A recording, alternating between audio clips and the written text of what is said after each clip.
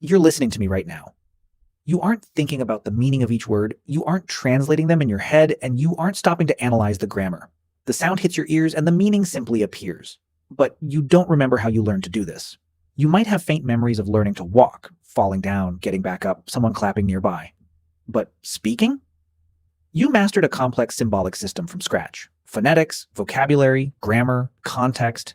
It's the most difficult learning task you've ever undertaken, and you have zero memory of the process. You don't remember your first word. You don't remember the moment you realized mama referred to that specific person. You don't remember the transition from silence into language. This isn't just infant amnesia, it's a deeper paradox.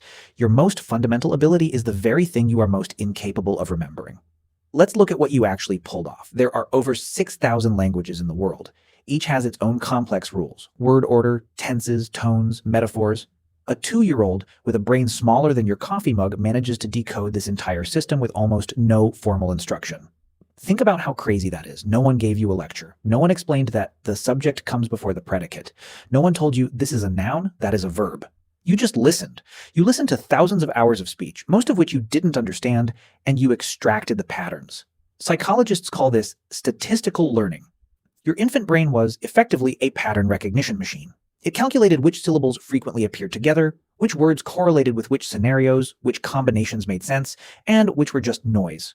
By 6 months, you could distinguish the phonemes of your native language while ignoring others. By 10 months, you started losing that ability. Your brain had begun to specialize. You were becoming a Chinese speaker or an English speaker. Your auditory system was literally rewriting itself for a specific language, and you don't remember a single step of it. So, what happened? The first layer of the answer comes from neuroscience. In 2014, 2 neuroscientists at the Hospital for Sick Children in Toronto, Sheena Jocelyn and Paul Franklin, published a game-changing study. They discovered that the hippocampus, the core structure responsible for encoding memory, was producing new neurons at an astonishing rate. This process is called neurogenesis. It's necessary. These new cells were building the neural circuits you would use for the rest of your life. But what was the cost? Every time a new neuron integrated into an existing circuit, it disrupted the connections that were already there, the ones storing your memories. Jocelyn and Franklin verified this in mice. When they artificially increased neurogenesis in adult mice, those mice began to forget things they had learned. When they slowed down neurogenesis in young mice, the mice retained memories much longer than normal. The conclusion is counterintuitive. Your infant brain wasn't too weak to remember, it was too busy growing. That same explosion of new neurons that built your brain also wiped the memories within it. The very process of learning to speak was being erased by the process of growing up. But there is a deeper layer. This might be the strangest part. Developmental psychologist Catherine Nelson spent years studying how children form lasting memories. Her conclusion: language isn't just a tool to describe our memories, it builds the memories themselves. Before you learned to speak, your experiences were encoded as raw sensory impressions. Sounds, textures, emotions, light. But these impressions had no frame to hang on. They were like water without a container. They existed for a moment and then dissipated. Once you started speaking, especially once you began talking about the past with adults, do you remember when we went to the park? Your ability to form lasting memories skyrocketed. Language provides the skeleton for memory. Without it, experience is just a structureless flow. This leads to a profound paradox. The process of learning language cannot itself be recorded by language, because before you learned language, you lacked the tools to preserve those experiences. The skill you were acquiring was the very thing that made it impossible to remember its own acquisition. The process of learning to speak was buried by its own product. And there is one final layer. To form autobiographical memory, the kind where you are the protagonist and you can replay the scene, you need a concept of self. You need to understand that you are an independent person and that things happen to you. Developmental psychologists Mark Howe and Mary Courage argue that until about 18 to 24 months, infants don't view themselves as independent individuals.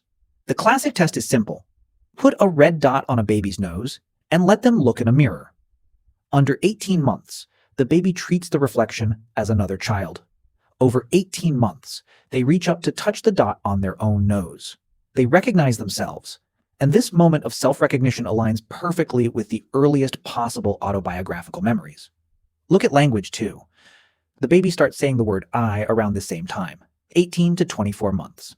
Self-awareness, language proficiency, and long-term memory, they all come online at the same time. It's not a coincidence. Language gave you an I to anchor the experience. Self-awareness gave that story a protagonist. Memory gave that protagonist a past. They are all parts of the same system. Before you had language, you didn't have an I to remember things. Before you had an I, your experiences had no home. Language is the bridge, but the bridge wasn't built yet when you needed to cross the river. So you don't remember how you learned to speak, not because your brain was too simple. Quite the opposite. It's because your brain was doing something far more important than memory. It was becoming you. The hippocampus was growing at light speed, and new neurons were overwriting the old memories. Language hadn't yet become the tool to save the experience. You didn't yet have a self to claim those memories. All three were absent, creating a perfect blackout. Every human who has ever lived went through the same thing. Everyone you have ever met began their life as a black hole. The reason isn't that the brain was too simple, it's that the brain was too busy turning you into a person who could speak, think, and remember, to the point that it had to dismantle the version of you that couldn't yet do those things. The person who learned to speak isn't the you of today. That was another life, living in the same body, which was quietly dismantled as your brain rewrote itself. The fact that you can use language to recall the past right now, that is the most profound evidence of that entire process. If you found this interesting, let me know in the comments. What is your earliest memory? How old were you? I'm genuinely curious to hear your answers.